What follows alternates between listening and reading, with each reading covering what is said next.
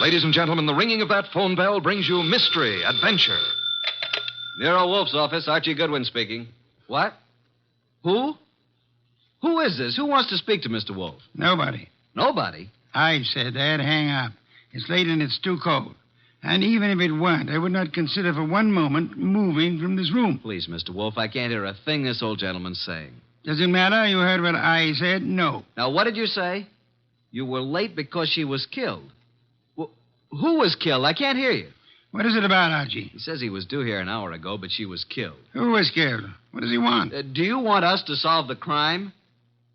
I say, do you want us to find out who killed her? Oh. He says he knows who did it, but he has an important message for you. Well, then come right over. We'll be waiting, Mr. Jenkins. Archie, why do you insist on taking every silly little case? Because, boss, we need to recover for March 15th.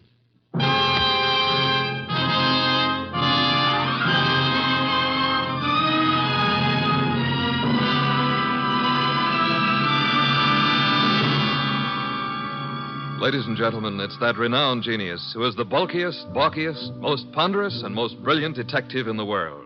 Yes, none other than that chairborne mass of unpredictable intellect, Nero Wolfe, created by Rex Stout and brought to you in a new series of adventures of this NBC network in the person of Mr. Sydney Greenstreet.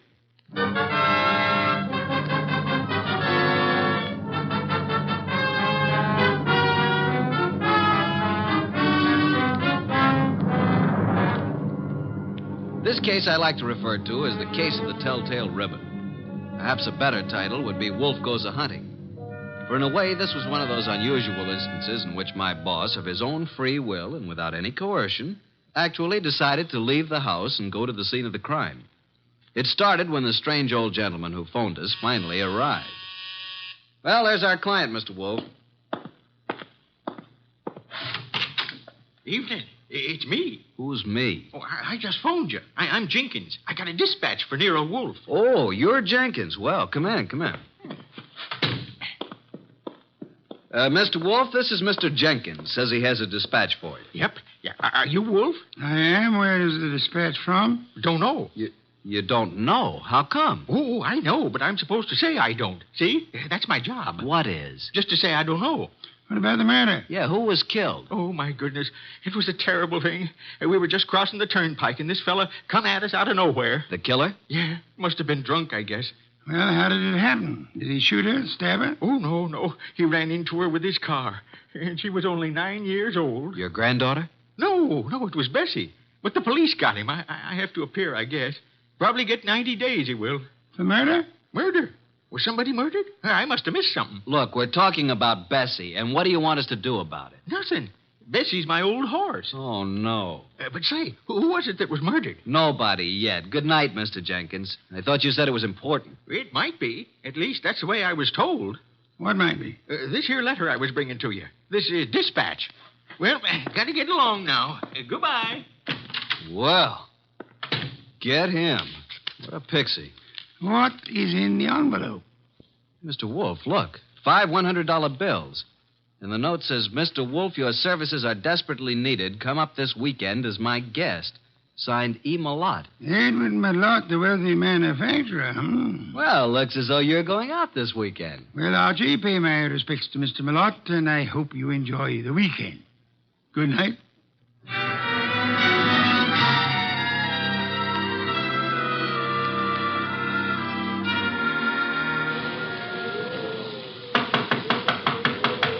Something's certainly phony about this. There's no party going on here tonight.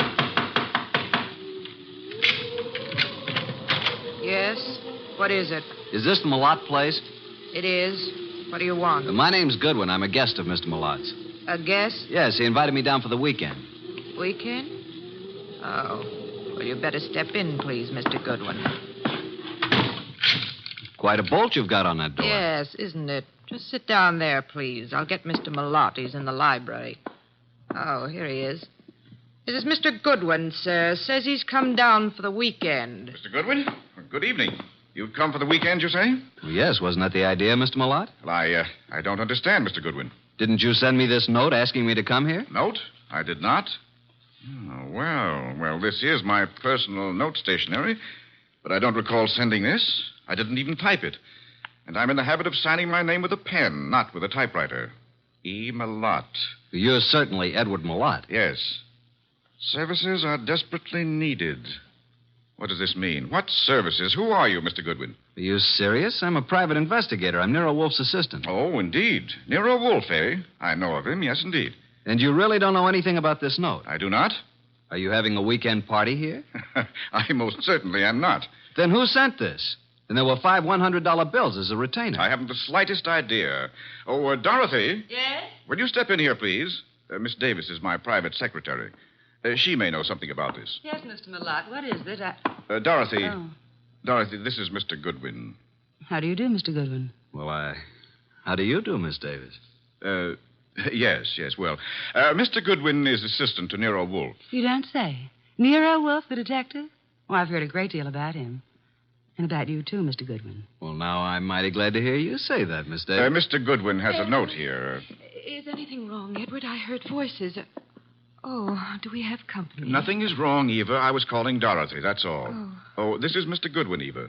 My wife, Mr. Goodwin. How do you do, Mrs. Malott? Mr. Goodwin, yes. How do you do? Now, as I was about to say, Dorothy, Mr. Goodwin... What's going on? Mr. Goodwin, this is my son, Larry. Good evening. What's wrong? Mr. Goodwin has been invited here for the weekend. He has an invitation supposedly written by me. At least it's on my stationery. Look at this, Dorothy. Know anything about this note? No. I certainly didn't write it. But it's my personal notepaper, and my signature is typewritten. I'd never do that. Well, somebody sent it. Who's Jenkins? Jenkins? Never heard of him. A little dried-up old man. He delivered it to us. Yeah, maybe it didn't even come from this house. I'm positive that it didn't. Never heard of Jenkins. You have a typewriter here, of course. Yes? I'd like to see it. Certainly, Mr. Goodwin, in the library. How far have you come, Mr. Goodwin? From New York, Manhattan. Oh, and it's such a dreadful night, too. Yes. And it is rather late. Late? It's only 7:30. Why not stay here for the night? Plenty of room? Yes, Mr. Goodwin, plenty of room. Well, I don't really think that's necessary. On the other hand, it would be a tough drive back to the city in this storm. I'll accept your hospitality, Mr. Malott. Very good. Oh, Jeffries, show Mr. Goodwin to the East Wing. And take care of his car. Yes, sir. Good night, Mr. Goodwin. You mean you're all going to retire now? I haven't even had my dinner. We retire very early here. But Jeffries will prepare anything you want. Good night.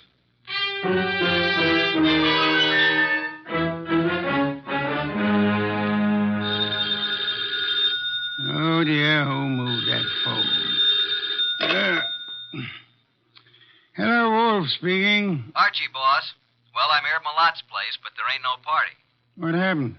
Are you in the right house? I'm afraid I am. They've all gone to bed. Weird bunch. His wife, who looks very sickly and I think wants to say something to me alone, and Larry the son, and Malott's secretary, Dorothy Davis. She has me bothered a bit. How unusual, especially if she's pretty. A beauty. But she seems to know all about me. You'd better come home, Archie. I can see you're in no condition to handle this case properly. Give them the money back. Oh, I forgot to tell you. They don't want me here. Malott didn't send the note. No one here knows anything about it, so we can keep the dough. Interesting indeed. The circumstances would indicate that you should stay there and wait for it to happen. For what to happen? For whatever it is the fates have conspired to have happen there while your shining little ego is in the midst of it. Bye.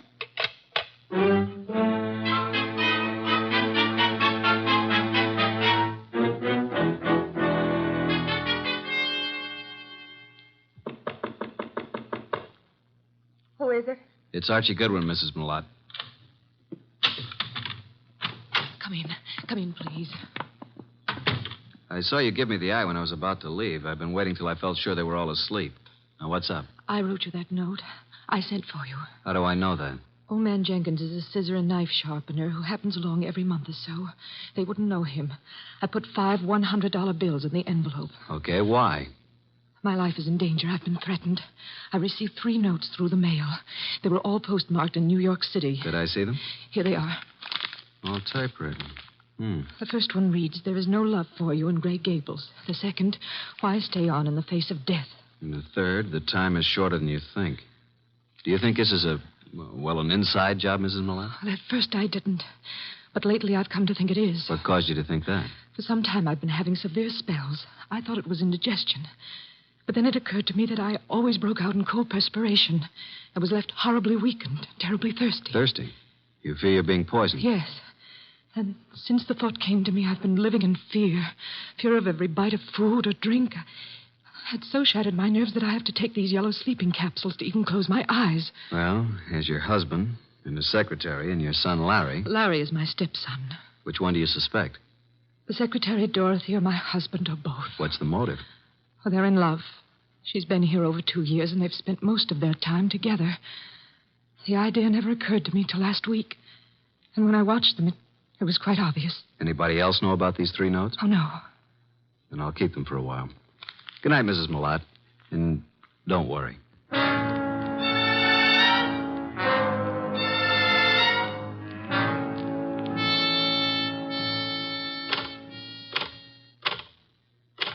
What are you doing, Mr. Goodwin, snooping around in Father's library? Well, Larry, I was just trying to find out if this Remington was the machine you used to type those notes. What? What notes? The notes you sent your stepmother. Why, I don't know anything about any notes. Then why were you so startled? I'm not startled. Why would I threaten her? So you do know about them. I didn't mention the contents of the notes. I just happened to see them on the table in her sitting room. You don't care too much about your stepmother, do you? Oh, she's all right. You don't care too much about Dorothy either, do you? I certainly don't. Why not? Well, I don't like her tactics, making a fool out of my father. If anybody here sent those notes, she did. You think Dorothy would have a motive? I certainly do. Of course you wouldn't have a motive, would you? No. Well, I'm inclined to think you would. Well, just what motive would I have? You don't seem to like any woman who's too close to your father. Maybe because you'd resent anyone sharing in the estate if your father died. If I were you, Mr. Goodwin, I'd leave. Tonight. And the sooner the better. Good night.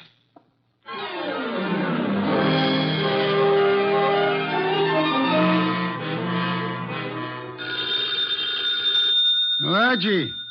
Archie. Oh, confounded boy. Yes, Archie? You have the wrong number. This is Sherlock Holmes speaking. Why don't you go to bed like the others? You don't have to push it. It'll happen. Eva Mallott thinks she's being slowly poisoned. Suspects her husband and his secretary. She could be right. What are the symptoms she suffers? Gastric disturbances, weakness, thirst. Indeed.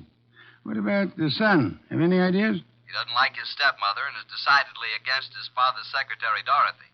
He knew all about the notes Mrs. Mallott had received, saw them on her dressing table. He believes Dorothy's the culprit. Then I should say that Dorothy should be the next on your list. You can say that again.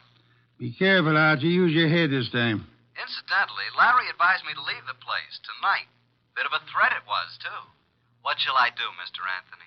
Do nothing. The trouble will come to you. Bye.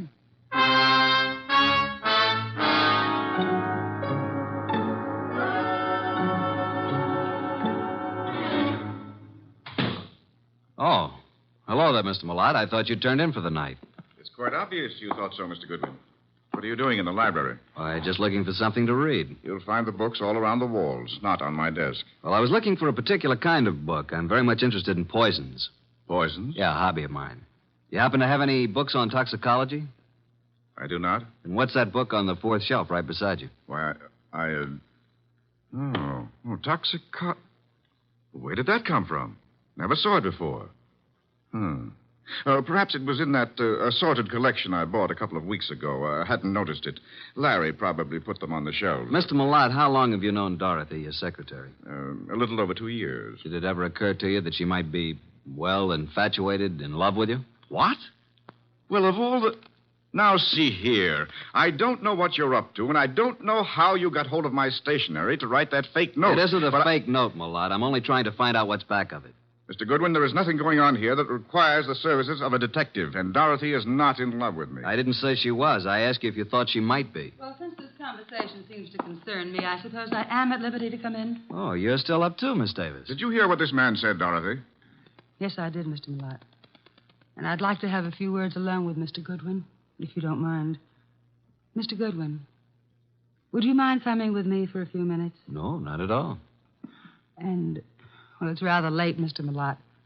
Don't you think you should retire? It's a heavy day tomorrow. Well, yes. Yes, I suppose I should. And please, don't let this upset you.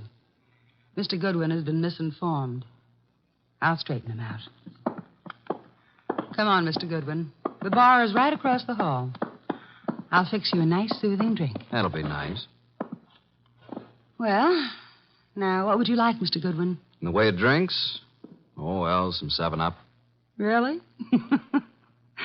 Well, just sit down over there. Okay, what do you want to talk about? Well, where did you get the idea that I was in love with Mr. Malott? First, suppose you tell me if you are in love with him. Yes, I am. But until a few minutes ago, he wasn't even aware of it. I worship him and his work. I never wanted him to know because he's married. It would have caused trouble, and I'd have had to leave here. But now he knows it's true. Well, now that he knows, what will happen? I'm going to leave tonight. Now. I see. And since I don't own a car, Mr. Goodwin, I'm going to ask you to do me a very great favor. Would you run me into New York? I want to leave without a word. If I wait till morning, I'll have to explain to Mr. Malott, and... Well, that would be most embarrassing, Archie. Oh, now it's Archie. You don't really mind, do you? No, I guess I don't. I should, maybe, but... Don't you like your drink? What'd you put in this drink? What do you mean? What'd you dope it with? Archie, why would I do that? Might be several reasons. There's nothing in that drink. No? Then suppose you drink it. Why? Give it to me. I'll throw it out. If you want another drink, fix it yourself. I'll have my things ready in 5 minutes. Are you going to take me? Sure. Certainly I'm going to take you. But are you sure you have to go tonight? I must go tonight. Now. Wish I knew why. Mr. Wolfe's always so right. What? Just talking to myself. Dorothy, Larry, Jeffries, come upstairs. What's happened? Call Dr. Hauser. Something terrible has happened to Eva.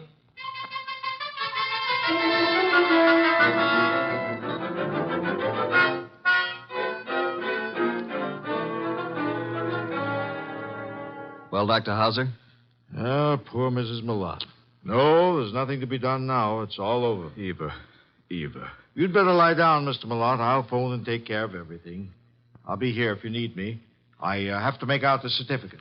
Yes, come along, Mr. Malott. Just a minute. You too, Larry. I don't want to make this any more unpleasant for you, but, Doctor, just what are you going to put on the certificate as the cause of death? Acute gastritis. Is that what you've been treating her for? Well, she's had several attacks lately.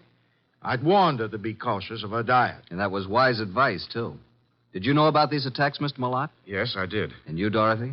Yes, I knew. And you knew also, Larry? No, I knew she hadn't been feeling well. How long had Mrs. Malott been suffering from insomnia? Oh, a year at least. I prescribed Nemitol. In yellow capsules? Of course. I wrote a prescription every so often calling for 12 capsules. You all knew about that, of course. I thought so. And would this be the prescription, this little box of capsules here on... Well, What's the matter, Mr. Goodwin? that box was open on this nightstand when we stepped into this room. All right, let's have the box, Mr. Malott. Thank you. Why'd you pick it up? Because I didn't want the stigma of suicide on Eva's name, nor mine. Suicide? Yes. Eva had this prescription filled yesterday morning. The dose is 1 at bedtime, 12 capsules. She took 1 last night. I glanced at the open box when I came into the room, and there were only 8 capsules left. I knew instantly what had happened. She'd taken an overdose. Doctor, do you think 3 capsules would be sufficient to cause her death? I doubt it very much. So do I. Mrs. Malott didn't die from an overdose of sleeping capsules. She was poisoned. Poisoned? Are you crazy? By whom? By you, or Dorothy, or Larry. No, I didn't do it. I didn't write those notes. What notes? Mrs. Malott had received 3 notes threatening her life if she didn't leave this house. Each of you had a motive, so I'm sending this body to the coroner for an immediate autopsy. I won't permit it. The police will see to it. You have no choice.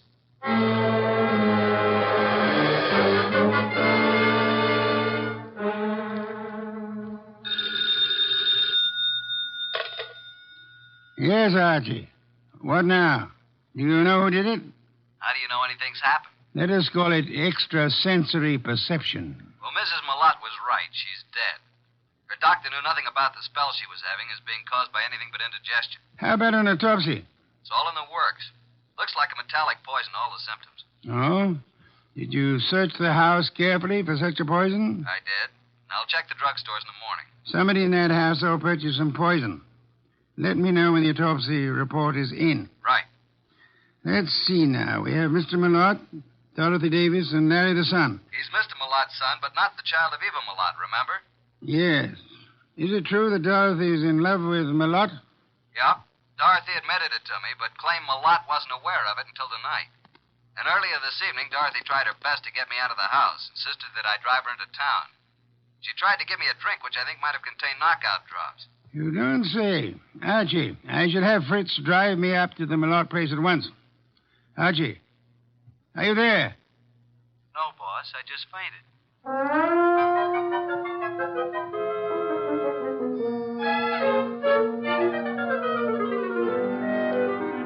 And that, Mr. Wolfe, is most of the story up to now. Very interesting. Yes, indeed. But it isn't true. I did not put anything in Mr. Goodwin's drink. Then did you ask him to take you into town? Yes. And I might have been found in a ditch. Oh, it's ridiculous. Why did you try to get Mr. Goodwin to take you to town? Because I felt it would be too embarrassing to remain until morning. Maybe you'd already given Mother the big dose of poison and wanted Goodwin out before it was discovered. Well, you Wait a minute. Now, Mr. Malott, you claim that you knew nothing about Dorothy being in love with you. Should we believe that? You can believe it or not. Dorothy had a motive to get rid of Mrs. Malott. It seems that Mr. Malott had one, too. And so did Larry. What? You admitted to me that you didn't like your stepmother.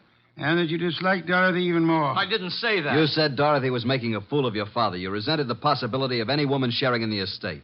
You knew about the sleeping capsules, and you could have put poison in some of them. You could have written those threat notes. And by getting rid of your stepmother and placing the blame on Dorothy, you'd be getting rid of them both. But I didn't. I did not write those notes. You were the only one who knew about them. I was not the only one. I saw Dorothy coming out of Mother's room. It was this afternoon. Mother was out taking a sunbath. Dorothy did it. She's the one. I think you're the one. No, Dorothy wrote those notes. That's a lie. No, she probably slipped into Mother's room and wrote those notes on Mother's portable. What? Hey, just a minute. Archie, come here. I never heard of such No, lies. I didn't do it. You can't send me to jail. I'll kill you first. Larry, drop that gun. Don't come near me, any of you. You're such a fool, Larry. Give me that gun. I'll shoot. I'll shoot. Come on. There. Now, you better quiet down, kid. Or Inspector Kramer will take care of you when he arrives.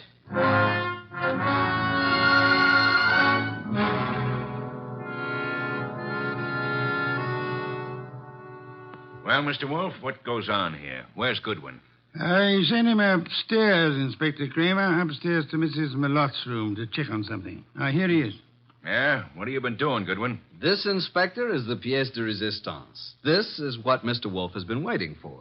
This little black box contains a typewriter, a portable noiseless Remington. Mrs. Malott's typewriter. What? I didn't even know she had a typewriter. Larry knew she had one. And this is undoubtedly the very typewriter the threat notes were written on. All three of them. You were right, boss. Oh, I knew she had a typewriter, but I didn't write those notes. Oh, shut up. Archie, how do you know the notes were written on this typewriter? I've compared the type and the ribbon. They're both the same. These notes were written on this Remington. It was Dorothy. Larry, I don't believe a word you've been saying. Dorothy couldn't possibly be guilty of such a thing. If anyone is guilty, you yourself certainly have all the earmarks. Everybody's against me, even my own father. But I'm innocent, I tell you. Let me get it. I think I know who it is. Hello? Yeah, just a second. You better take it, boss. Wolf. Oh, yes, go ahead. Let's have it. Yes? He's here, but he won't mind. Yes? I see. Uh-huh. You just finished? Oh. Good. Right. Bye. Was it the coroner? The coroner, reporting that poison was found in the sleeping capsules. And the body. Did they find poison? They did. You're right again, boss. I'm going up to Mrs. Malott's room for a while. I want you to come along with me.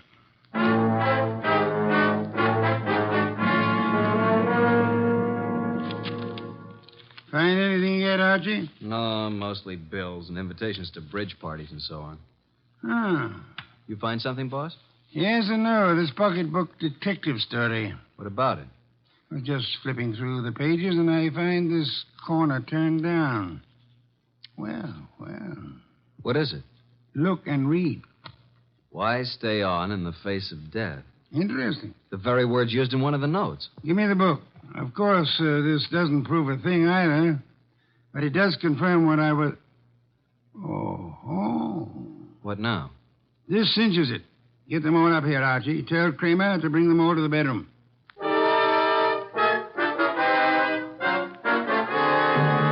Well, Mr. Wolfe, what now? As you all know, Mrs. Malott was poisoned. By someone who had an opportunity to put it in the sleeping capsule. Someone in this household. Yeah, but which one? The kid? I never bought any poison in my life. Be quiet, will you? No, Inspector, it wasn't Larry. And I suppose you think I put the rest of that rat poison in your drink, Mr. Goodwin. No, Dorothy, it wasn't you. But how did you know it was rat poison? I didn't. I just guessed. I can think, too. Then if it wasn't Dorothy or Larry, you must mean me. No, Mr. Lott? Now, wait a minute. It had to be somebody. Yes. This is going to be painful for you, Mr. Malott. Well, you mean that Mrs. Malott did commit suicide? It was more than suicide. It was suicide with an attempt to have both you and Dorothy convicted of murder. She planted things? She did? I can't believe it. Show him the pocketbook, mystery. Here's the proof. Some of the threat notes were lifted bodily from this novel. But look on the back cover. Isn't that Mrs. Malott's handwriting? Yes, and this is the other note. The one to you, Mr. Wolfe. Composed in pencil before she typed it out on her machine. Then, Wolf, the note you received was the same typing as the threat notes. See for yourself, Inspector. Then why the dickens didn't Archie compare them right away? Just one of those things, Inspector. There are times when even a good detective is a bit on the, shall we say, dull side. Don't you find it often true, Inspector?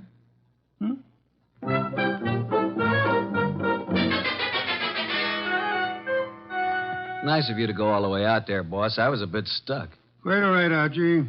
Yeah, there's something that still bothers me. So? How can such a sweet, motherly type as Mrs. Malott cook up such gruesome ideas? She was a very sick woman, mentally as well as physically. She probably felt she was going to die.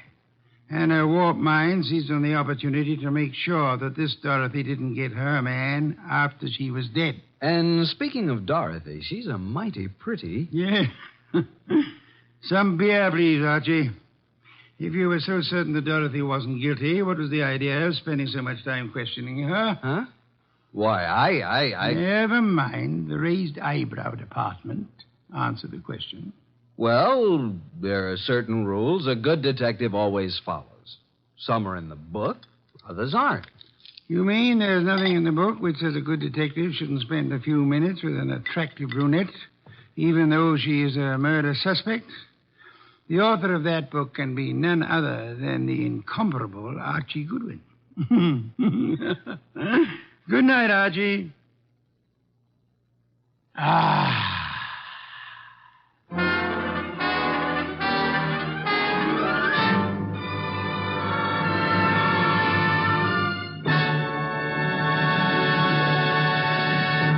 You have been listening to The New Adventures of Nero Wolfe, starring Sydney Greenstreet.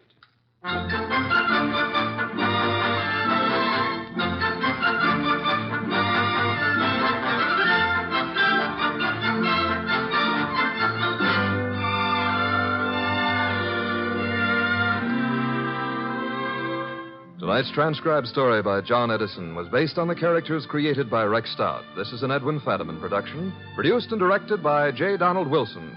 In the cast were Harry Bartell as Archie Goodwin, and Gene Bates, Irene Winston, Ted Von Eltz, Jerry Hausner, Vic Rodman, and Bill Johnstone. Don Stanley speaking.